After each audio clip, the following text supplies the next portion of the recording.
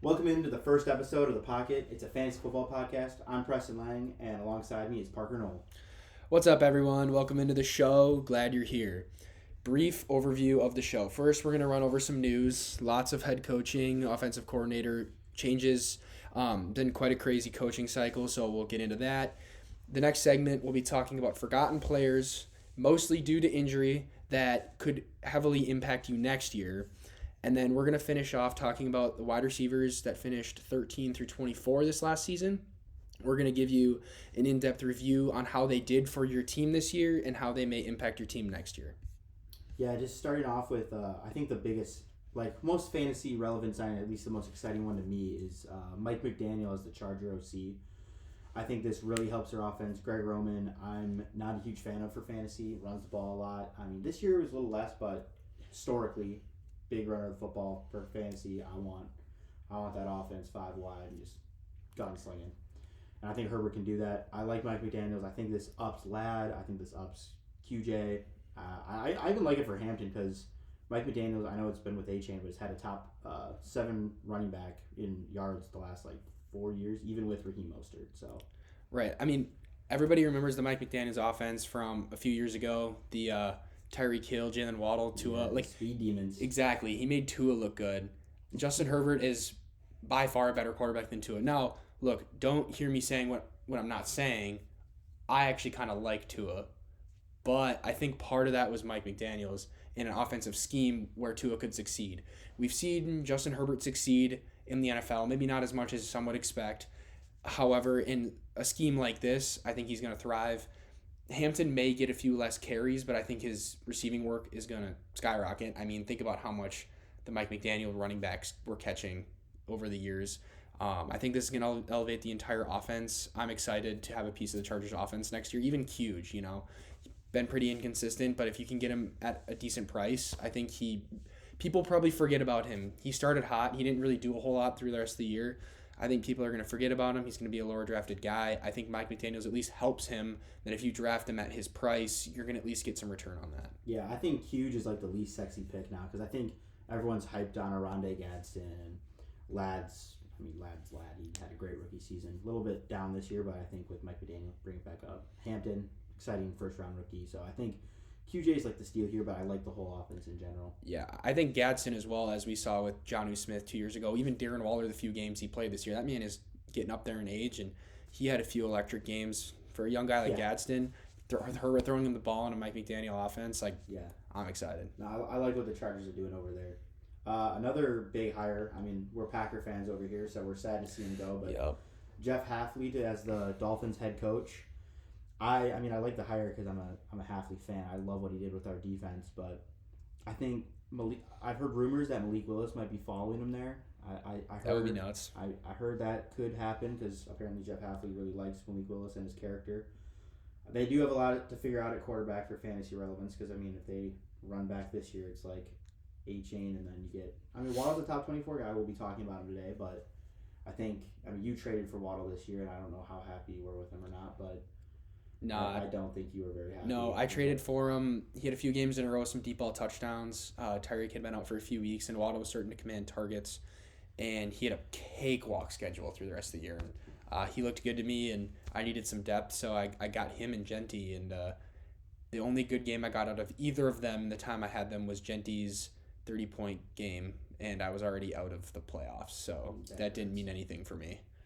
That hurts. Yeah, but they also have pick 11. I do think they could be adding a wide receiver there, like Lemon, or I don't know if Tyson or Tate fall. I don't know how exactly it's going to go, but I think that's a real possibility with the Tyreek injury and all that. They need a lot, but I think the offense could be on the up. It has to be better than this last year, right? Very true. I think Jeff Hafley is a great hire to improve the Dolphins' defense. I think that's been a problem for them for a while, so I think to improve that is good for NFL football. For fantasy football, again, it can't get a whole lot worse than last year, but I don't know if Jeff Hafley is the sexiest fantasy hire of all time.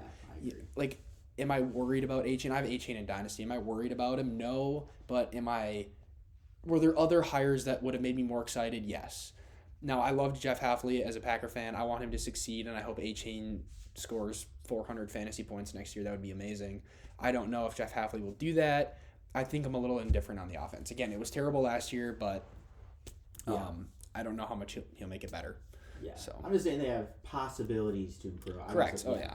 Well, I mean, getting Tyreek back, you're going to spread the field a little bit more, and Mike McDaniels, he was just out of there. It just felt like it was a long time coming.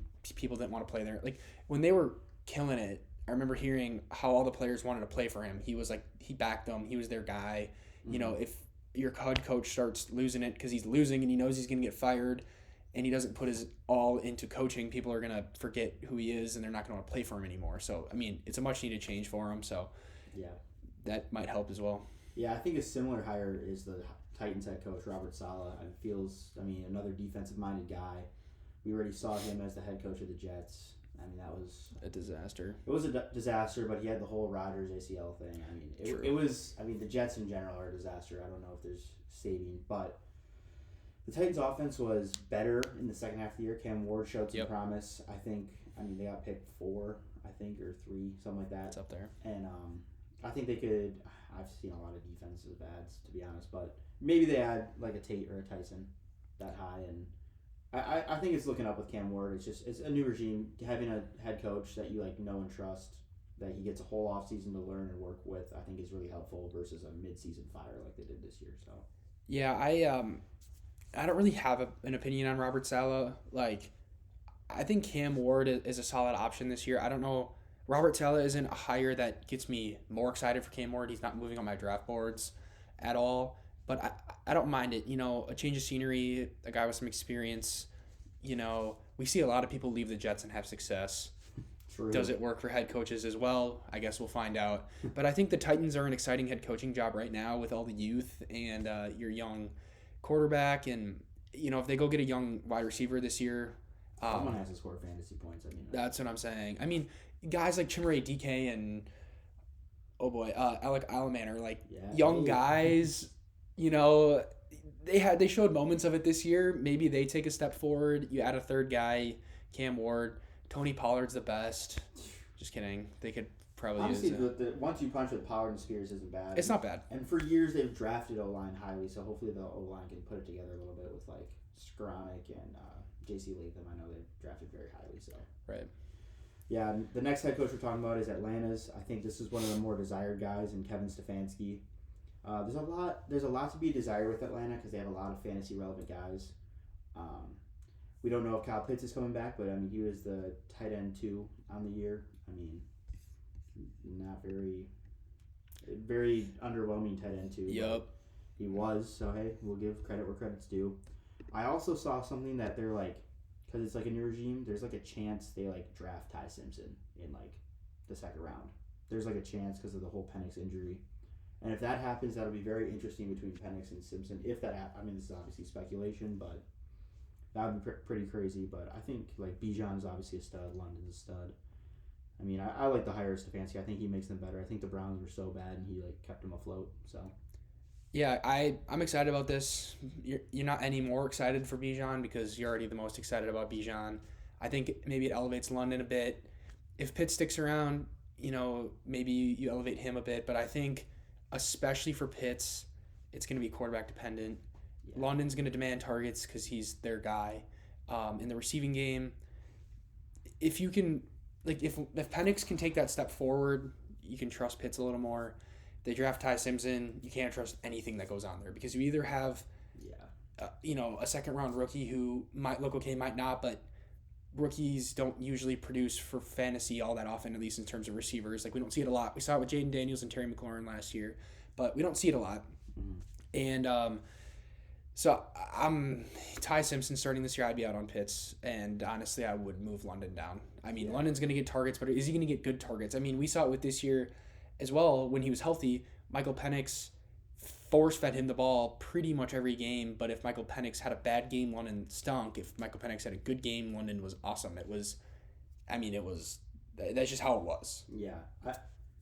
And I'm not saying they're going to draft Ty Simpson and all that, but we've seen Atlanta do crazy things with quarterback before, like sign Michael Penix. Cousins to a crazy deal and draft Michael Penix at 8. So taking a quarterback in the second round when they traded away that first round last year, it's like, who knows with that team. But I like the hire in Stefanski, defense oriented. They just took 2 defensive players last year in the first round, James Pierce and Jalen Walker, who showed a lot of promise this year. So I like it for a team standpoint. Fantasy, I don't really care about the hire that much. But I think the biggest name is John Harbaugh, Giants head coach. Will he unlock Jackson Dart like he unlocked Lamar? That is the question. That's a big question. I mean, you got to think about unlocking. Dart had a great rookie season. He looked good.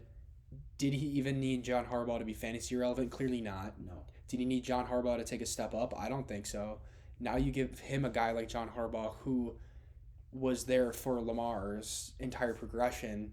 He knows what he's doing with mobile quarterbacks. I love this hire. I think it's so fun. It's so exciting. I mean, everybody was excited about the Giants offense the first 8 weeks of the year until Scat went down. I mean, even when Malik went down, people were excited about this. I mean, we didn't even get Malik and Jackson Dart for more than a quarter. No, I mean, we saw what Wanda Robinson was able to do with we're going to be talking about it. Jackson Dart. Like, that's what he did. Seriously. Yeah. So you had Malik. I mean, Wanda Robinson is good, but Malik Neighbors is a different kind of animal. Yeah. And when you add that back into the offense, you add Scat back into the offense, and Tyrone Tracy's not a half bad back himself. You have Theo Johnson looked solid. We cannot forget about Theo Johnson. You also have to realize, like, I think what's fun about Theo Johnson is the things that John Harbaugh was doing with Mark Andrews for all those years. Now, is Theo Johnson going to be Mark Andrews? No, but did tight ends get a lot of targets? Yeah. End zone, red zone targets in John Harbaugh offenses? Yeah.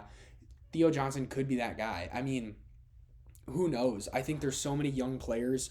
You just want a piece of it. Like, you don't know who's going to explode. I mean, you would presume Jackson Dart, and you'd think he's going to elevate Malik Neighbors, but a guy like Theo Johnson, even Wanda Robinson, Scat, like, those guys are going to elevate. Yeah, I just think, like, with Theo Johnson, it's like the tight end such a crapshoot after the top, really 2 guys now. Kittle's on. It's like Pitts and, not Pitts, sorry. McBride and Bowers are like the only guys I'm looking at next year. Right. Theo Johnson might be a fun dart throw, but it's like Harbaugh elevates him. He's like, I think he's like the most athletic, like, pre-draft tight end of like all time. It's like crazy. He was a freak, yeah. Yeah, he's like a freak athlete. Dart loves him. Apparently, they're like boys. It's like, you never know. He could become market. Like, if he walks into, I mean, not saying he's gonna do this, but if he like walks into 8 touchdowns, I mean, he's gonna be a tight end 1 in fantasy, right? Like, easily. He's got it. It'll be interesting. I'm excited to see it. Yeah, that was a lot of Theo Johnson talk, but we love the Harbaugh hire. We love the Harbaugh. Yes, correct. Yeah, going in. This hire just happened about like 2 hours ago, but the Ravens replacing Harbaugh got Jesse Minter, the Chargers DC. To be honest with you, I know like nothing about this guy. The Chargers defense, like, yeah, I don't know. They were good. Their pass defense was really good, so I see why he got hired. But I don't know. I mean, I just watched him lose a playoff game recently, so maybe I'm just not as high because I watched what happened there. But that was an offensive crapshoot as well for the Chargers. But yeah, I mean, I don't really have a whole lot of opinions on Jesse Minter, but my opinion on the Ravens are Lamar's Lamar, but we saw the regression this year after his injury. He's getting older. Mobile quarterbacks are going to age faster. They're not going to be able to run as much. I'm worried about Lamar. I'm obviously worried about aging Mark Andrews. I think Likely's leaving or likely leaving. See what you did there. Well, it's weird because they paid Andrews and not Likely, which everyone thought it was going to be like reversed. I don't understand that. They used Likely a lot at the end of the year. But you're going to let him... I don't get it. Hey, I don't know. Maybe you need the veteran presence in the locker room with Harbaugh leaving. It's possible. I don't know. It's strange, but I've never been huge on Zay Flowers. I don't know if this elevates Zay Flowers, but I'm not going to move him up or down, maybe a little down, because this doesn't really impact. Zay Flowers does. He's fine. He does Zay Flowers. He's going to finish as a top 24 guy. If he scores a few touchdowns, you'll be happy. He's going to be 4 to 5 touchdowns on the season, and you're just hoping for 1,000 plus. Exactly. Hoping for. I'm not. Yeah. Not we all know what Zay Flowers is, but exactly. There's still some fun jobs open. I mean, some like fantasy relevant teams. I think the Cardinals, they got a lot of guys I like that could be better for fantasy. It'll be interesting to see who they hire with Marvin Harrison, Michael Wilson, Trey McBride, James Conner, Trey Benson. They got a lot of players that like are going to be fantasy relevant next year. Plus, whoever they have at quarterback, we don't know. Jacoby Brissett can unleash some. He can unleash some fantasy players. Right, that's what I'm saying. So we don't know who they're going to hire, but I'd be curious whoever they hire. The Bills, obviously, with the Sean McDermott firing, that's pretty wild. So I don't know who they're going to hire, but I think the dream for the Bills is at least Bills fans is like trade for AJ Brown or draft Denzel Boston or maybe KC Concepcion. I don't really like that fit, but that's a different topic. But get a receiver. They already have a great O-line. James Cook, Dalton Kincaid, in my opinion, looks very good. Obviously, they have Josh Allen, the fantasy quarterback GOAT. So a lot to be desired there.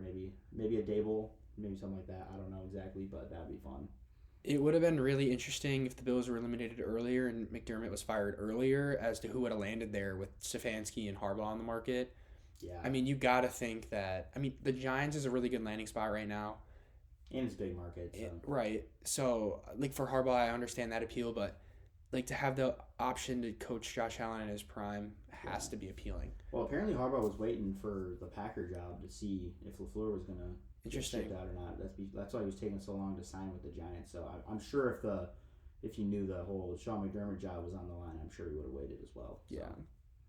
Yeah, and then the Eagles OC, I mean, pretty much nothing can be worse than this last year for the Eagles with Kevin Petula. I mean, I know Eagles fans hate that guy, but some Eagles fans, unfortunately. Yeah, I have a lot of Eagle fan friends, and they do not like him. I know a lot of people are shocked he didn't get fired mid-season, that he made it through the whole season, but the Eagles, they were still winning games though. They were, and their offense was a powerhouse 2 years ago. So like they could easily get back on track and be good. It just will be interesting to see who they hire. Yeah, and if guys like AJ Brown leave. True. Yeah. I mean, yeah. The whole team's up for question. Dallas Goedert's a free agent. Yeah, they have a lot of question marks, to be honest. But I mean, they're the Eagles. I think with Hurts, they'll figure it out. I'm not even a huge Hurts guy, but I still think he's accomplished in the NFL. Gonna be a good team next year. Yeah, I agree with that. Their defense is too good for them to be bad anyway. So. Yeah, moving on. Going into our forgotten players of 2026. I think this guy's like super forgotten about because apparently he had like a freak injury, but Joe Mixon is going to be fantasy relevant next year. My goat. 100%. I look at him as he's probably going to be the bell cow of the team. Like I know Woody Marks did great and Nick Chubb filled in, but I look at Joe Mixon as like coming back. I know he's old, but just going back and being the Texans bell cow. They're not financially committed to fourth round pick Woody Marks, even though he showed promise. Woody Marks could just be Dameon Pierce 2.0. I mean, we don't know. He could be more, but I think Mixon, not saying he's going to be a top back, but he's going to be fantasy. Like, having an RB1 for a team in fantasy is always relevant, and the Texans are a good team. I think about what Joe Mixon did last year before his injury. You know, Joe Mixon's due for an injury next year. Like, if you're drafting him, you're expecting him to play 12 games. You know, if you get more out of him, great. If not, he's getting scared. I mean, at least you have to go in with that expectation. Whether he does or not, you have to temper your expectations in terms of how long you're going to have him. But he was explosive last year. Like, I drafted him in a league, and I loved him. He was awesome. Just took a shot. 2 years ago, he was like the fantasy, like, RB4 and like points per game for a while. It was insane. He was nuts. He went down. He came back. He wasn't the same. Yeah. But if he even does, like, half of that, he's going to be a 2 or 3 for you if he stays healthy. It might be nice to see a little bit of Woody Marks mixed in to keep him healthy, but if you're getting 15 carries a game out of Mixon, he's going to be relevant. He's going to be their goal line guy. Yeah. Exactly. He's going to score touchdowns, and that offense could use a more consistent running game. The way C.J. Stroud throws the football, I mean, oh my gosh, what the heck happened? Game. I think C.J. Stroud can bounce back. He's a talented player. I think he can too, but it is rough. I mean, if you take away his rookie year, how does he have a job? Like, I don't know if he does. I mean, hey, the thing with him though is not for fantasy, but he's winning games. He's made the playoffs both years. He's won a playoff game both years. Yeah. There's the job case. So I'll argue against that. Okay. He was, what were they, 1-5 when he went down. Davis Mills stepped in, won 3 straight. Yeah. C.J. Stroud stepped in and they won. Yeah. They had like the best defense in the league. Yeah. One of the best defenses in. I mean, they were fun. Just unbelievable defense. I love Will Anderson. I mean, C.J. Stroud had 3 turnovers in that first playoff game and they still won. Like, true. He did not win that game. I'm telling you. He didn't. So, but I'm saying from like their team wins. Yes. I don't know. I see what you're saying. Staying on the Texans, our next guy is actually Tank Dell. He broke out Stroud. We were just talking about him. He's like boys with him, loves him. was praying with him when he heard. I mean, that was just terrible what happened to him. It's so I mean, sad. He caught that. He caught the ball on the injury too, which is crazy. He maintained control, but he is a little. I think he's fantasy relevant, but he also could just be like a fantasy annoyance with them drafting 2 wide receivers in the second and third round, and Knoll and Higgins. So it could just be like a crowded room. So he could just like eat into those guys, and then it's just like Nico, and then you don't want anyone else on the team for pass catchers. But at the very least, he's going to impact the 2026 season. Yeah, I mean, he was tearing it up before he got hurt. I don't know if he comes back and he makes a difference right away, but I think you give him a few games. If he's healthy, I mean, he had a whole season off to recover. I can't imagine he doesn't play at least close to back to how he was in terms of explosiveness. I mean, I don't know what exactly how the recovery is with these injuries and how long it takes for somebody to come back, but I feel like when we see a lot of first season backs that don't go well, it's when a player misses half of a season and then comes back the next season. Like Tank Dell didn't play at all last season. Like he's gonna have a long recovery time. Yeah. I think his chances of bouncing back stronger athletically is higher than your average player, situation. I see what you're saying. Exactly. Yeah. So I do think like the crowded wide receiver room is going to be interesting. CJ Stroud isn't playing as good as he was when Tank Dell broke out. I think that's my biggest concern with a guy like Tank Dell, and frankly Nico as well, is CJ Stroud scares me. He doesn't throw for enough yards. Excuse me. And it scares me. That would be like the one thing that would hold Tank Dell back for me. You know, is he going to be a wide receiver 1? No, but could he be a wide receiver 2? Yes, but I think CJ Stroud is going to be the person that caps him. Yeah, I just think it's going to be a lot of eating into other people's work. Like that as well. Yeah, it's unfortunate for Higgins, to be honest, and Jalen Knoll. Yeah. But the third guy we have, I mean, we got 5 guys, but this is the third guy, Brandon Ayuk. I feel like everyone obviously knows who Brandon Ayuk is. I mean, he had that last time we saw him healthy, he had a 1,300-yard season, and he'll probably have fantasy significance. I mean, he won't get drafted high. I mean, he's just going to probably be... I mean, a lot of these guys are probably just going to be an annoyance, but we'll see where he goes. I mean, maybe he goes to like the Titans or something, and he's there. Everyone drafts him high, and he's the new Calvin Ridley, doing nothing for you. I think for Brandon Ayuk, like I think when you say Calvin Ridley, you're right. It depends on if a random video gets leaked of him looking good in practice and if that builds hype. If not, he might. If you can pick him up late in your draft and just stash him on your bench, I think he's a great late round pick. If you're gonna spend like a top 2 or 3 bench spot on him, I wouldn't even touch him. Yeah, but I agree. If you can get him late in the draft, he's there. He'll go late. Another guy we got is Najee Harris.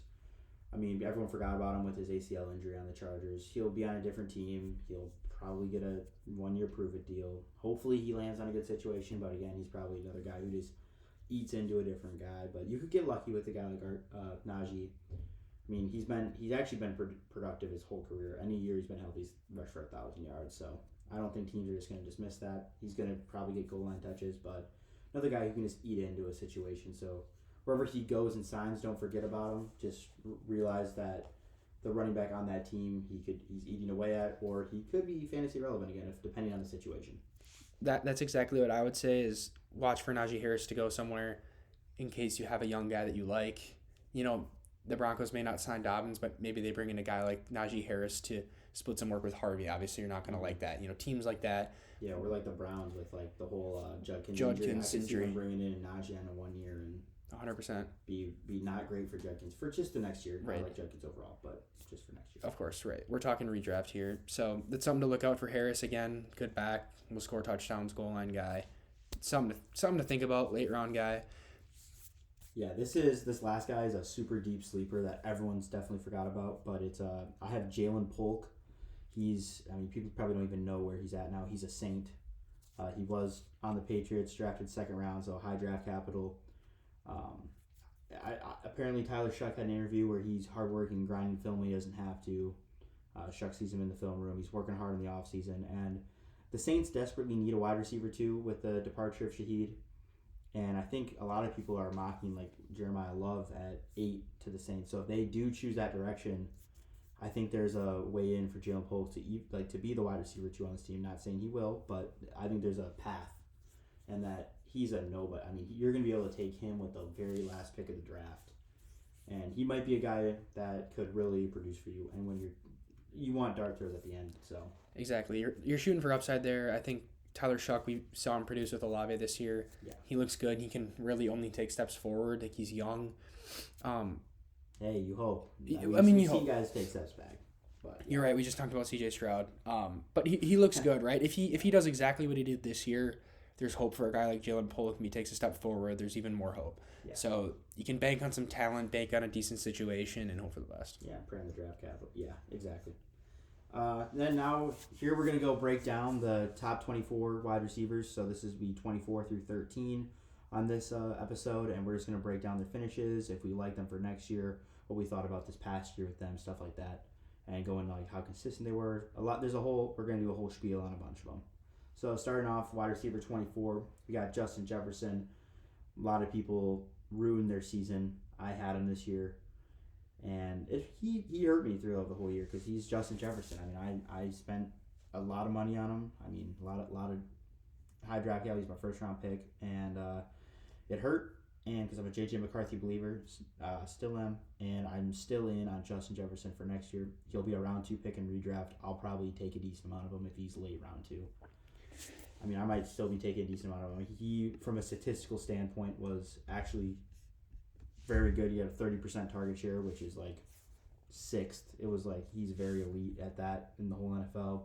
He had a super high red zone target share, super high end zone target share. Those numbers are 25% red zone and 21% target share, which is both upper echelon of all receivers that we are talking about. I mean, that's top 10 for sure.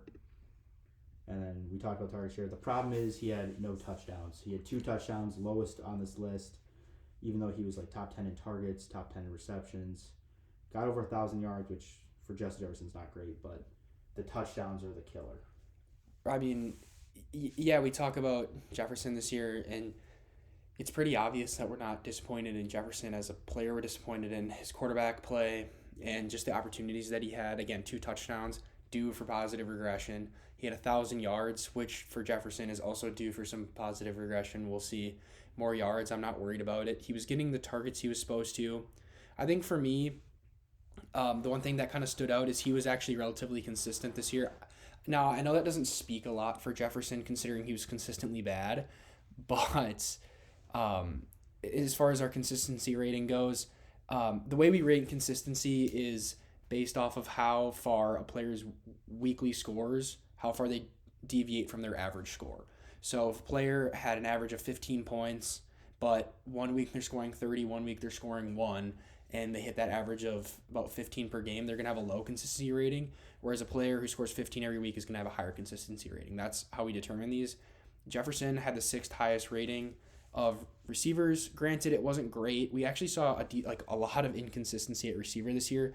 I feel like that's pretty standard for a receiver to be more inconsistent, but yeah, again, it's a rough receiver year in general, just for a total points standpoint from the top guys, even through like, I know they're like the wide receiver 10 average like 11 points per game, so it's really low on the year. Right, and Jefferson in half-point PPR averaged under 10 points a game. He averaged 9.5. So with a low points per game, he was consistently not doing well, but you have to look at some of the other things. Again, over 1,000 yards, 141 targets. Like we love a lot of the other stats. If you see any sort of improvement from JJ McCarthy, we know Kevin O'Connell is a quarterback whisperer. He's either going to figure it out with JJ McCarthy or he's getting the boot. I mean, a guy like Kevin O'Connell fixed Sam Darnold. He made like Kirk Cousins play well. He does well with quarterback. If JJ McCarthy plays a whole another year under Kevin O'Connell and does nothing, I don't know how they don't move on, or at least heavily consider it. I guess if McCarthy sucks next year, it doesn't help you for Jefferson next year, but I mean for the future. I think they're gonna, if they go with this offseason and they're not confident in McCarthy, they're gonna add somebody. So, I mean, but I think they will stick with McCarthy personally, but that is up for debate and we'll see this offseason. So yep. Going into wide receiver 23, this is Jalen Waddle, a guy I'm a little disappointed with this year. I liked him, especially when Tyreek went down. Not as much. I didn't love him as much when Tyreek Hill was in, but when Tyreek Hill went down, I thought he could take a big step forward, and he looked like he was doing that, and then kind of didn't. But maybe with the new regime, and he's probably going to be the wide receiver 1 on this team. I mean, maybe he could turn around. I mean, we talked about it earlier with we don't know who the quarterback is, and they might add a wide receiver at pick 11. We don't know what's going on with Tyreek Hill. But he is interesting because he had a 23.3% target share, which is, it's not what I like. I mean, it's fine, but it's not what I want to see out of my wide receiver one on a team. But he stayed pretty consistent. In the red zone, he's still 23.3, and then in the end zone, he's 17. So he was getting the targets, but he only had 6 touchdowns. Not great. I mean, not terrible, though, either. I mean, 6 is very, very mid. But under 1,000 yards, I don't know. He's the guy I'm not loving for next year. I don't think he's going to be a top 24 guy for me personally. Yeah, no, I would agree with you. There was that 3 or 4 week stretch where we were watching Waddle score 15 to 17 points per game, and with again, like we mentioned, the easy schedule coming up, everybody thought he was going to finish strong. Most of those touchdowns, as I recall, were deep ball touchdowns. I mean, there's a reason he only had a 17% end zone target share, which is like fine, but that's actually pretty good, actually. I mean, it's fine, but you also have to think like with 17% end zone target share, where he scored most of his touchdowns on deep balls, or at least probably half of them. Wasn't efficient. And maybe it was Mike McDaniel's offense. Maybe it's Tua. Mm-hmm. Who knows? I just don't really have a lot of faith in this offense right now. The only player I'm even sort of confident in is A-Chain. I don't really want to bet on Waddle. If I'm taking him as my flex, like he's fine. He's got upside, but I just think there's some guys that have burned you in the past, or you've seen the hype over and over again, and they continue to disappoint. And for me, I just hit a point where, like a guy like Waddle, he was bottom 10 in consistency, and as far as top 24 guys, like he was okay consistent. He was just below average for a top 24. But again, he wasn't scoring a lot of points, and overall, especially with how the schedule at the end of the season, you were disappointed with him. Yeah. I mean, just on the guys on this list, it's like they hired a defensive-minded head coach, but defensive-minded guy. They don't know their quarterback. Waddle has an injury history. He finished with under 1,000 yards. He only had 100 targets, which is second lowest on this list. 64 receptions, which is like third lowest on the list. Like, I just thought Waddle was gonna do more, and he didn't. So I think next year I'm gonna be out at price. I don't think he's a bad player. I just think I'm gonna be out at price because Waddle. I think people are gonna be in. People are gonna pick him for the new offense, for the player that he is. Like, he's a good player. His situation has been bad for a few years, and even when this was a high-flying offense, it was through Tyreek Hill. It wasn't him as much. So again, good player. You can see the talent with Waddle. It's just a lot to overcome. Right. Yeah, going into the wide receiver 22, we got Michael Pittman. He just like everyone on the Colts started off doing well, and then Danny Dimes got hurt, and the team could not get wins. And when you're not winning, I mean, it's just easier to produce when you're on a higher powered offense. So we don't know his quarterback situation next year. We don't know exactly what the Colts are going to do with Alec Pierce, if they're going to pay the man, if they're not going to pay the man. And then we don't know if Pittman will even be a Colt with that matter. We don't know exactly. So, that's all up for speculation. But he was actually the lowest in yards out of anyone in the top 24, and he played all 17 games, so it's not like he was missing games. And he only had 784 yards, so... But he had a decent amount of receptions, decent amount of targets, and 7 touchdowns. So he was hyper productive, but the yards was a scary point for me because I don't think only one other player was even under 900 yards. So he's under 800. So he's way down in the yard department. Yeah, I think Pittman for me, I don't mind him next year. He finished as a top 24 guy with only 800 yards or just under 800 yards. If you get some quarterback play next year, you see Daniel Jones, like, hopefully he's healthy for the beginning of the year, if not a few weeks out, but he's going to be developing relationships with the team and getting used to the offense more. I think the Alec Pierce situation scares me a bit. Obviously, Tyler Warren is going to start demanding more targets. He was demanding targets, but he should ideally take a step forward. I think that's a little worrying for Pittman for me. Again, not very consistent this year, and even then scored under 10 points per game. So at that point, you don't really care about consistency. He wasn't scoring a lot. So Pittman for me is fine. I do think for a guy like Waddle and a guy like Pittman, I feel like you're going to get a much better price for Pittman. I think there's a chance that where he goes in the draft next year, I'm okay taking him for like just a safe guy to score you 10 and might do better. I don't know. I don't love him again, but I think as far as him and Waddle, I don't really like either of them. I just think you're going to get Pittman at a better price. Yeah, I hear what you're saying. Yeah, that makes sense. I mean, people just love the youth of Waddle. I mean, Waddle's not even young now, but and he has the injury history. He's just the name. Very true. Yep. With Waddle versus Pittman, we're saying with that. Exactly. Yep. Going into the next guy, wide receiver 21, it's Devontae Smith. I think Devontae Smith is a great player on an interesting offense. I mean, he demands 25% of the target share, which is great. I mean, their offense is super condensed with like him, AJ Brown, Goddard, and like then it's like nobody. That's like 80% of the pie is like all of them or more. It's the highest in the league of consolidation of targets. So I like that fact. Like he's getting a good target share. I mean, hopefully they bring in an OC that can bring this offense back. He's basically just as productive as AJ Brown this year.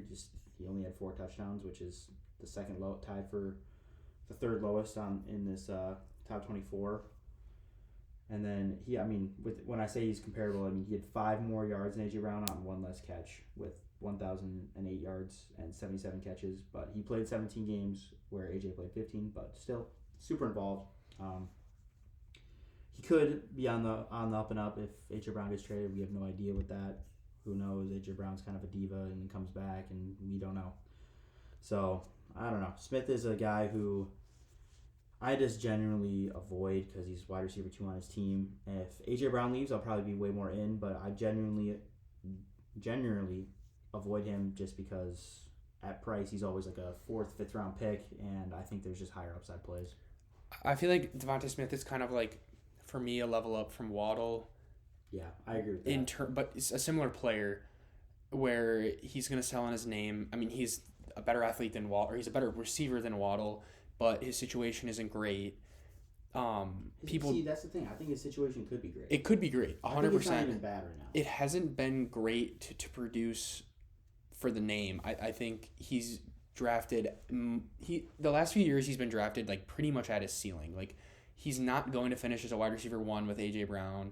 Right. Like he's just not going to, and he's being drafted right around there. And I've liked Devontae Smith for a few years. I think again he's a great receiver. Every time that I've seen AJ Brown go out, Devontae Smith plays well. So I'm excited. I have Devontae Smith in Dynasty. I'm hoping for an AJ Brown trade. Even if Dallas Goedert in free agency doesn't come back, and AJ Brown sticks around, there's at least a few more touchdowns there that open up. I mean, Dallas Goedert scored a ton this year. That at least opens up touchdowns. I think that's a big thing for Devontae Smith as well. I mean, he had 1,008 yards. Like, you're not mad about that. 4 touchdowns isn't amazing. A few more touchdowns in there, he becomes more consistent. You're happier with him. And I think, again, a huge thing is Petula getting fired. Yeah. That's exciting. Hopefully this offense gets reinvigorated with that. And then, again, with the possibility of A.J. Brown and Goddard being gone, you're just betting on talent and that his situation improves here with Devontae Smith. I mean, by the time drafts come around, you're not going to be unknown on the situation. Things will be a lot more clear. But at this point in the season, he's got room to move up my list, but some things have to change. If everything stays the same, I mean, Petula's already fired, so that's good. But if everything else stays the same, I'm not super in on him if things change. And I think it depends on team build, like where you're drafting him. If you got like a risky guy versus not. I mean, my thing with him is he hasn't cracked the top 20 for receiver in the last 3 years, right, for fantasy. For half point PPR, he was wide receiver 19 in full point PPR 3 years ago. But I don't know. When you got a guy who's not cracking the top 20 and he's getting drafted at 20, it's like I seriously feel like he has taken him at his ceiling. Like there's not a lot of room to go up without an AJ Brown trade. And it's deceiving because he'll put up a game where it's like, oh, here he is, he's going to deliver on that draft capital, and then AJ Brown comes back, or Jalen Hurts decides he's not going to throw the ball for more than 250 yards for 4 straight weeks. Yeah, it's frustrating. Yeah. It is. Moving on to wide receiver 20 on the year, which that's crazy because when I had this guy early in the year, this is Emeka Egbuka, Yeah, or like Big Boo, as Gronk likes to call him. Big Boo. But this guy, I mean, he could do no wrong for me when I had him. I moved him at the perfect time, but Yeah, well, we remember Preston. We all remember. yeah.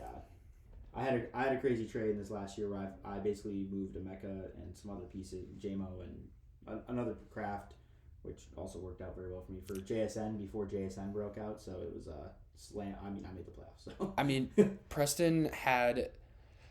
There was a stretch there where he traded probably 4 guys that died. He traded me. Yeah. CeeDee died for me, and that was at least early in the year, and my team was not looking great. Not my best draft. I had to trade CeeDee, and I got Trey Benson as part of my return from Preston, and he gave me 7 points and went on IR for the rest of the year. So, and then I traded Trey Benson for J.K. Dobbins, who then went on IR 4 weeks later. So that was bad. And then Preston traded Emeka at his peak, who got injured and then played like crap the rest of the year.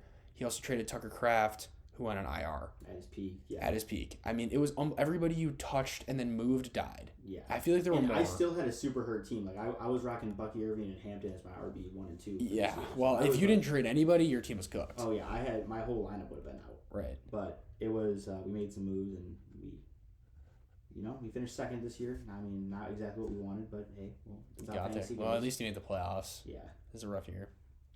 I guess I'm the first loser, but I'll take consolation. Yeah. Well, you at least got some money there. Right. That's always a good thing. But anyway, going back to Emeka, I still like Emeka. Started off white hot, tapered off. I think it involved a lot with Baker's shoulder injury. He obviously wasn't healthy. Baker fell off a cliff. He was MVP Baker and then not.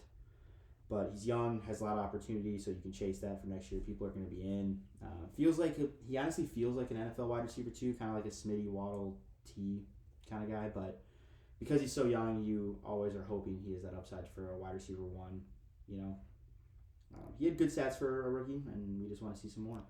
Yeah, again, when Baker was playing well and he was considered an MVP candidate, Ibuka was awesome.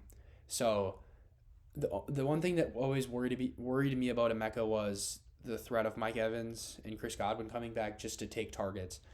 And yeah, that impacted him for sure, but I think the biggest thing was also Baker. We're seeing Mike Evans get old, we're seeing Chris Godwin get older and injury prone. I think Mike Evans sticks around for a bit, but I mean, he could get hurt again. Chris Godwin could get hurt again. I think Emeka, I think he's a great talent. I think Baker's going to play better next year if he's healthy. I think you're like the price that he's going to be at next year in redraft. I think you're going to get a high upside guy with him. I think he can return on where you get him. I guess it depends on your league. Yeah, I mean, it depends because you might fall lower just because of how he finished the season. Then I don't know, but by then it might have come around that the hype's back. Exactly. So he's a guy that I like next year. I don't obviously like him as much as I did in week 6, but yeah, he's an interesting guy for sure. I mean, he had 127 targets, which is very good, and he had a 24% target share, which for a rookie is amazing. So, I mean, I like Emeka. Hopefully, he can be on the up and up. But I mean, next year, we'll see. Still, I mean, Mike, there's a lot to. Next year will prove a lot for Emeka for a lot of people. Exactly. I think sometimes with players like that who have an incredible stretch, I think of a guy like Brian Thomas Jr. I guess this is only his second year, but people chase greatness over and over again in the fact that a player has a good stretch or a good year and they're like, oh, they're that player.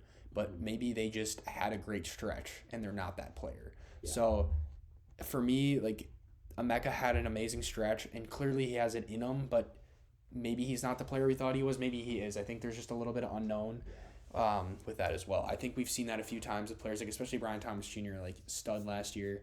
I think people see that with Kyle Pitts, like the rookie year he had, and they're always chasing what he was and not what he is, Yeah. So I think there's a risk with Emeka for that, but not a huge sample size, and a lot of things worked against him towards the end of the year. So he honestly will probably go high because of what happened with JSN this year, where it's like you took JSN in the 3rd and then he became the wide receiver 2 on the year. Right. And he was the most consistent guy by far. Like Puka had the crazy stretch run, but JSN got you to the chip. Not that Puka didn't, but Puka won you the chip. But JSN was like that guy this year. So consistent. Yep. Yeah. Moving on, we got CeeDee Lamb. I mean, this guy's just a bona fide stud. dealt with injuries. I mean, we don't need to talk on it too much. I mean, he'll be at the 1-2 turn in redraft probably. I mean, everyone knows what CeeDee Lamb is. He's a beast. Shares a few with Pickens. He might not. Pickens could leave in free agency, but the problem with Pickens this year, which is probably why he is at the 1-2 turn and not like mid first, is he only had 3 touchdowns, which is second lowest on the list, only behind Jefferson, and everyone hates Jefferson right now. Not in general, but just right now. Right. So, excuse me. I think Lamb will be highly desired when it's interesting when he only had 3 touchdowns, but he was consistent, had a lot of targets, a lot of yards, doing what CeeDee Lamb does. But I think that positive touchdown regression is due for him, obviously. Yeah, I would agree with that. And CeeDee, for me, he was second in wide receivers in the consistency rating with only 3 touchdowns. He averaged 12 points per game. So, again, consistently scoring 12 points per game, like solid. You expect a little more out of CeeDee, but the fact that we saw consistency with only 3 touchdowns per game, again, due to we're going to see some positive regression. He missed 3 games. He's a stud. We all know what we're getting with CeeDee Lamb. Pickens is a little scary, but I mean, it's still CeeDee Lamb. Like I'd be very surprised if CeeDee Lamb finishes at wide receiver 19 again. 100%. That'd be a total bust pick. With injury, 100%. I agree with you. Yeah, so minus injury, obviously. Of course. Yeah. Yep. So I'm still on CeeDee next year. Maybe not as high as I was this year. I was very high on him this year. He was my wide receiver 2 this year, so that hurts. Yep. I drafted him pretty high this year, and he cooked me, but that's okay. So did everybody else I had, which it's just one of those years. But it happens. Again, you know what you're getting with CeeDee Lamb. He's a stud. Dak's throwing him the ball. There's nothing much more to say. Yeah, we can move on from CeeDee. Next guy is Diggs. Stephon Diggs. I mean, he was a part, helped Drake May, which everyone knows Drake May now. Drake May. Drake May. Yeah, but helped with that breakout a lot. He's a big factor of it. He has some off-the-field issues, plus the age, I think, are going to just tank him for next year. I mean, no way anyone drafts him as like a top 24 guy next year, but I think it might even hurt him even more with the off. I mean, he might go on the commissioner's list. There's like a whole thing. I don't know. It's a lot. I mean, I'll be out in general just because he's not even a touchdown guy anymore. He only had 4 touchdowns. He was just hyper efficient. I mean, he just caught everything. I mean, he was 9th on the year in receptions for receivers. Trey McBride and CMC, I think, are ahead of him. But still, it's crazy. 9th on the year in receptions. Yeah, I'm not going to say a whole lot about Diggs. Obviously, we saw a great year from Drake May. We see another great year from Drake May next year, and Diggs may have some relevance. There's also a lot of young receivers on the Patriots that I like, and I would rather bet on that upside over Diggs. I don't think he's going to ever finish better than he did this year. I know people were targeting him late for kind of exactly what he did, and he delivered for what you wanted him for. He returned a lot of value this year. Great pick. Yeah. But I don't see it happening again. Like, there's just not much more to say about him. Yeah. All right, moving on to the wide receiver 17. This would be Drake London. I like Drake London a lot. He didn't deliver as you wanted because he was in and out with injury. I know Parker had him for a long time this year, and because he was injured. I had him. True. Yeah, but he was actually the wide receiver 6 on the year in average points per game, only behind the top studs of just the guys who are way out in front of the pack, because there's a total tier break with Puka, Jason, Amon-Ra, Chase, and Pickens. Total tier break from those guys, but he was the next guy after those guys, and he's just a TD and target monster. I mean, we know what he is. He's red zone, end zone, super high usage. The whole problem is we don't know his quarterback. I think his red zone and end zone usages. He's got a 31% target share, which is very high. Yeah. Yep. And then his red zone is 36, which is the highest of any receiver, higher than Adams even. But then the end zone is 26, which is super high. Adams is 29. But I think that's the second highest. Yeah, second highest. So that, I mean, he's just an animal down there, and I love guys who are going to score touchdowns. Their touchdowns are king in fantasy, so I love Drake London, youthful. The whole problem is Penix injury. I mean, you can probably be confident in, but you don't know the QB situation, so. Yeah, I'm going to double down on what Preston said there. Again, love Drake London. He played for me in that middle stretch of the year, and I loved him. I traded him. Right after that, that's when I got Gentry and Waddle, so I traded injured garbage for uninjured garbage. So it didn't really help me a lot, but I appreciated the value. I didn't mind it. The one thing I will say about London, that highlights for me, not him as a player, but more of his situation, is that he was 23rd in our consistency rating. He was very boomer bust for a good chunk of the year. He had a great stretch in the middle, and then he got hurt and had a couple of bad games at the end. So those bad games at the end are going to hurt his consistency rating. We don't take into account games missed. We do take into account if a player was injured in a game. So if they started the game and then they got out, that counts. Yeah. If they didn't play at all, because if you started him on the week, if he started and then got hurt. Right. So it hurts you a lot. I mean, it course. sucks for the player, but that's what we have to do. And when Parker says 23rd out of inconsistency rankings, that's out of 24, so he's the second worst. Right. And again, we didn't do this on like the 25th, 26th, 27th wide receiver, so he could be a little lower yet. We did the top 24 receivers with consistency, and he was 23rd. Again, it's not the player. He played 12 games and he had 920 yards and 7 touchdowns. Like, I don't know what the pace is on that, but a great season. Yeah. It's just good pace. Yeah. Again, he kind of reminded you of a glorified DJ Moore. Yeah, that 1 year he finished as the wide receiver 6, where he scored a couple of huge games and then just basically crapped his pants most of the time and lost you weeks. London was a little bit better than that, in my opinion. But again, I think if Michael Penix takes a step forward, or he gets slightly more consistent quarterback play, I think he's going to be awesome. He has all the talent in the world. He just needs that situation to be a little better. I mean, 900 yards and 7 touchdowns in 12 games is just that's just a certified beast. So, being on London next year, he'll probably be cheaper. I mean, he won't be, but he'll be a second round pick. But he might be cheaper than some guys when you're looking at him that you have to take early. So you take a running back in the first round, right? You can take a shot on London. Yeah, I mean, I think Neighbors will be probably higher than London next year, and I think London much safer. I don't mind it. Going into Neighbors' teammate, we got Wandale at 16, which is just insane. I mean, Wandale stepped up in a big way. He probably is like one of the biggest fallers out of this top 24 with Neighbors coming back. I mean, no one's going to be drafting him here, and he probably won't finish here, but he was quietly super good. I mean, he was 7th in targets and receptions, which is just insane because he's not like a big household name guy. Only had 4 touchdowns. I mean, it's kind of the whole problem with slot guys in fantasy. I mean, like Ladd and all those guys, unless you can elevate to those top tier guys like Amon-Ra has, where he's just an absolute machine. It's hard for slot guys to be that wide receiver 1 in fantasy just because they're not getting the touchdowns, and touchdowns are king. Even if they crush in yards, crush in catches, it's just tough for them to really elevate and take that jump. It's why, I'm more in on Ladd now with the Mike McDaniel hire, but it's always tough when you see a guy going so early that's a slot guy not named Amon-Ra St. Brown. It's I don't know. I have a problem with slot guys, pure slot guys. I mean, I know a lot of guys, CeeDee goes in the slot all the time, but he's not a pure slot guy where he can do other things. Right. I think just the biggest thing for me in Wandale is Malik Neighbors. Wide receiver 2s on a team, not a whole lot of relevance often. I mean, you see it sometimes, but we've seen better players in better situations as wide receiver 2s do worse. It's just I liked Wandale this year. I had him in a couple leagues. He helped me. He was a good flex guy. I just threw him in there when I needed him, and he played well, especially with good matchups.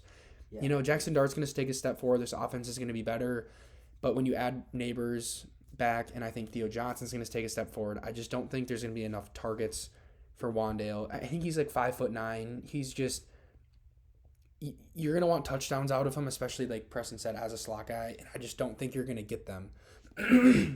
You might get the deep ball touchdown every once in a while, the breakaway. He's fast.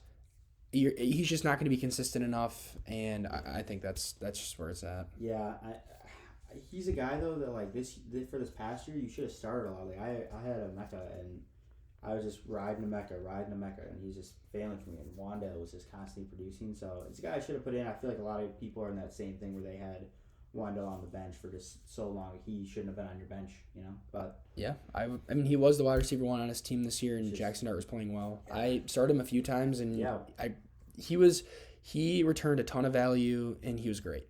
Yeah, I mean he really was. I just wouldn't count on it for next year. Yeah, you can't. But going into the wide receiver 15 on the year, Tet McMillan or Teteroa McMillan. He apparently doesn't like being called Tet, but I'm calling I think it's his mom that doesn't like it, right? Yeah, Isn't that it's a what? whole scenario. But Yeah. he's my pick for offensive rookie of the year. I mean, alpha wide receiver going into year 2. He's going to be loved next year in drafts. I mean, offense is improving.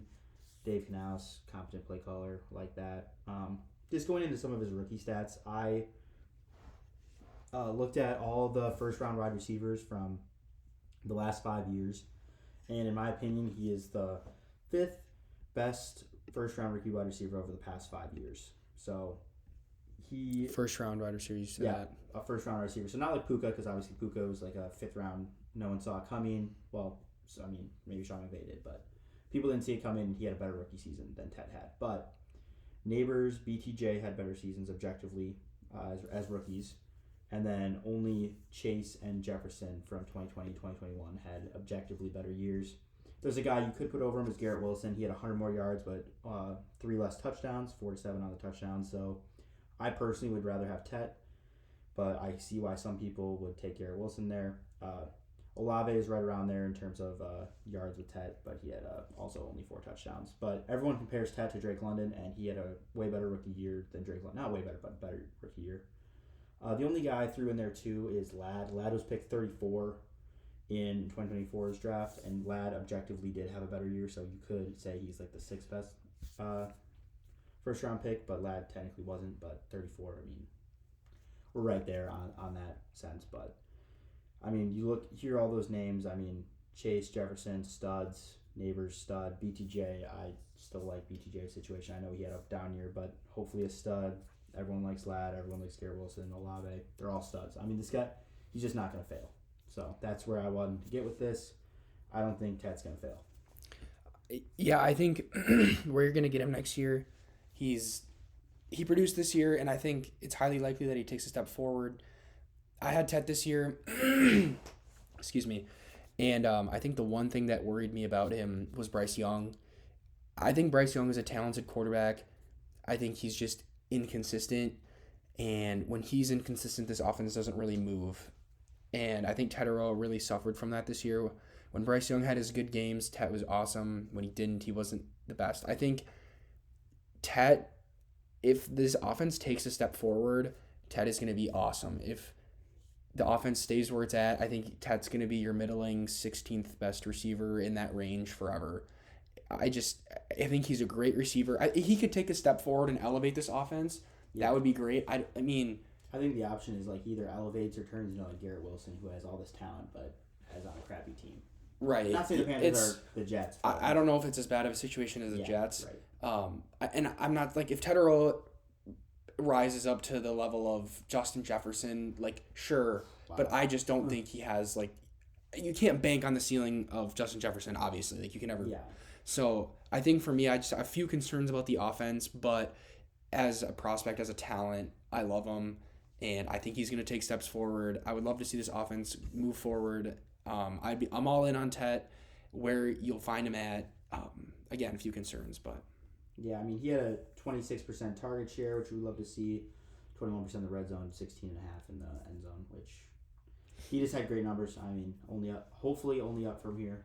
And exactly. Yeah, I really like Tet. I think I'll probably be pretty darn in on Tet next year. He'll be definitely ranked higher than this for me personally. Excuse me. Sorry about that. Going into our next guy, we have T. Higgins. Total touchdown machine this year, tied for second with 11 touchdowns, which is just insane.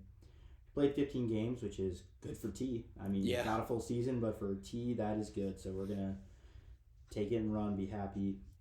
He is the lowest in targets and receptions and the third lowest in yards in this list. So that is scary. He's a candidate for touchdown regression. And he's kind of like middle of the pack in his end zone and target share, and his red zone target share is low on the list for the red zone. So it's like he has 11 touchdowns, but his target shares in the red zone and end zone are not great.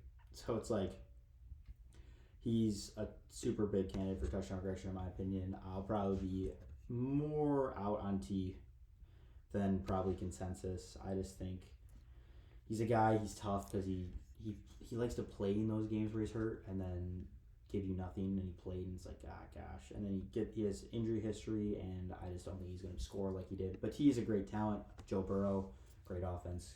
I see the path where he's being good. I'll probably personally just be out at price. I 100% agree with you there. I think, again, if we look at T's ideal, where Joe Burrow's healthy for a full season and T's healthy for most, if not all of a season, yeah. I mean, I would be so in on T, it wouldn't even be funny. Again, we're looking at the touchdown regression, highly likely. Again, you're going to get Joe Burrow, so maybe not. Like, again, he could get some regression. I'm not saying he can't do it, what he did. It's just that it's unlikely.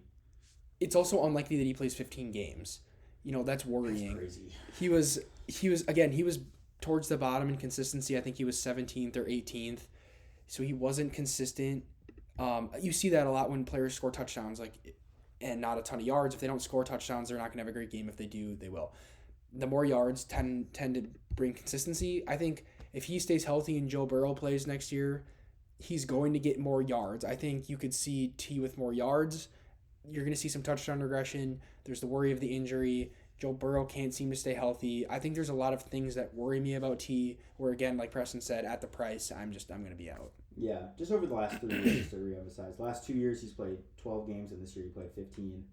And then he's only played 17 games one time in his career. So this was his highest fantasy finish. He's never finished above 17 before this year.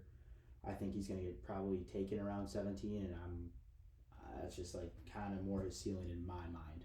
Even though he did finish higher this year, it's just in my mind he's not quite there. Again, you're also you're getting a player at that ADP, and they're not going to be consistent. He could have a great year, and he's still going to be inconsistent with the target share of Jamar Chase. The problem is he helps you because he's finishing there playing less games. He's finishing at the wide receiver 17, and he played 12 games. Man, he's really helping you win games when he's playing. Yes. So if you have another pivot option, if you have a ton of receivers, you just been drafting receivers, it's if T. Higgins is my wide receiver, wide receiver 2 is not even bad. If he's my wide receiver 3, you're happy. Yeah, exactly. Especially if you have a little depth on your bench that when T is inevitably out, you have somebody to fill in. Exactly. Then he plays like a wide receiver 1. Exactly. That's just the thing with T is I don't know if you're going to be able to get him at that price where you can play him at your flex. For me, if I could get him in my flex, I'd be happy. But if you're drafting and you have a guy there's so many guys around there that are going to play 17 games and just be more consistent that I'm going to be happy taking. Yeah. Going into the 13th guy, so the last guy of the episode is Michael Wilson, who totally broke out the second half of the season. When Marvin Harrison went down, Jr., when he went down, Michael Wilson stepped up in a big way for this team. I know it didn't equate to wins, and Trey McBride was balling. Jacoby Brissett really just unlocked him. And Marvin Harrison will be healthy next year, and he's still the perceived wide receiver 1. You don't know the quarterback situation if Brissett's going to be back, and you don't know the coaching situation either, so there's a lot of question marks around Michael Wilson. Just a ton of things that got to get figured out. But it is he's an interesting player because I still don't think people are going to be in on him, even though he finished as the wide receiver 13. And if he's getting drafted as the wide receiver 30, it's there's a lot of upside there for him. Yeah, Marvin Harrison, he has not been a target demander. I realize Trey McBride's the number 1 guy on that team, but it's interesting. I don't know. If you don't believe in Marvin Harrison Jr., Michael Wilson's probably a target for you. If you do, I don't know where you're at. I think Michael Wilson, again, a great candidate for that later round. Maybe you get him in the 7th or 8th round, and the upside there is crazy. Marvin Harrison scares me a little bit. It's hard to be totally out on Marvin Harrison. He hasn't really produced a whole lot, but the talent and the prospect that he was. Again, we talk about people being hung up on talent, like I said earlier, and I think Marv could be that guy based on who he was in college. But I'm not ready to give up on Marv yet. Obviously, Trey McBride demands targets. Michael Wilson clearly earned himself a spot on this offense. I think he's going to get more targets. Michael Wilson's going to harm Marvin Harrison, but I think Marvin Harrison's going to also harm Michael Wilson. I look at the don't eat each other where it's just two useless guys. It feels 1,007. That's for not being relevant for the first half of the season is pretty insane. Right. On a ton of targets, right? I'm pretty sure. Yeah. 126, and he was getting nothing. So. Yep. So he demanded targets late in the year. I look at his consistency ranking. He's last, but I think that's pretty that's not all that relevant based on the fact that he did nothing for the first half of the year. You know, if we were to take his consistency ranking for the last 7 or 8 games of the year, he might be top 10, top 5. I don't know. He was balling. But he was balling. Unfortunately, you have to take the whole season. You have to take the whole season for consistency. Again, like a great guys to target are those guys that finish hot and have a breakout and finish strong through the back half of the season. We saw that from Michael Wilson. His situation doesn't get better, it's going to get worse with Mark going back. And who knows who's playing quarterback next year. If Kyler Murray's throwing the ball next year, he scares me for fantasy. Like, it's weird because Kyler Murray used to be so fantasy relevant and good. But he was, but did he really sustain that many receivers? He was good for himself. Yeah. Well, right, but D-Hop was a freak at the time. Right. Yeah. So it's just whether it's Kyler. Scary. Yeah, exactly. I hear you. I hear exactly what you're saying. It is scary, but he's gonna be a guy. You're like, if he's in the, if he's in the 8th round, it's like that's a free easy, shot, 100%. But he probably goes 7th or maybe jumps into 6th in some drafts. But a lot of speculation. Maybe some of these wide receivers for the rookie class. I don't know. If 5 of them go in the round 1, that'll bump them down a lot. But exactly, yeah, it'll be fun. Yeah. Well, that was it, guys. That's breaking down wide receivers 24 through 13. Next week, we'll be breaking down the top 12 guys from this last year and what you should do with them, how they did this season, kind of the situation breakdown. We don't know a ton for some guys yet, but we can project the top 12 pretty well, I think, in my opinion. And, just check us out on YouTube and Spotify. And we'll be making TikToks here soon to give you a little more information, maybe some Dynasty content. But yeah, tune in next week. Yeah, we appreciate you guys listening and have a great day.